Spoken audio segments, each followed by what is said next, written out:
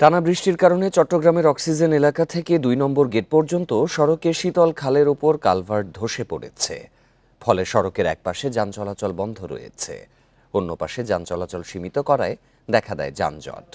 বিশেষজ্ঞরা বলছেন, ভারী যানবাহনের চাপ নেওয়ার সক্ষমতা ছিল না পুরনো কালভার্টটির। বান্ডেল থাকলে প্রতি সেনমানিতে টাকা বাঁচবে। বিকাশ সেনমানি বান্ডেল কিনে জিতুন প্রতি লেনদেনে। বুধবার রাত থেকেই চট্টগ্রামে চলছে হালকা থেকে ভারী বৃষ্টি। এর জেরে বৃহস্পতিবার সকালে জলাবদ্ধতার ভোগান্তিতে পড়ে নগরীর নিচু এলাকার মানুষ। কাদা জল পেরিয়েই গন্তব্যে যায় কর্মজীবী মানুষ। রাস্তায় যানবাহনের সংখ্যাও ছিল কম। আমি আসছি প্রায় 7টা বাজে, তখন এই কুমোর সমান পানি ছিল এখানে, বদ্দারহাট দিয়ে এখান পর্যন্ত কাতালগান পর্যন্ত।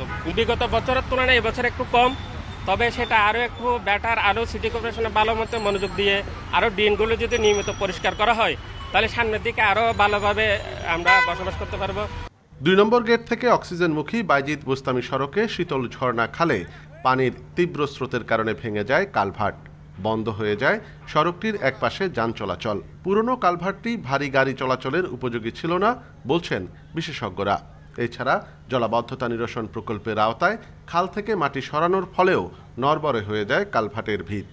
বারবার বিটুমিন করতে 1-1.5 ফিট বিটুমিন লেয়ারি হয়ে গেছে।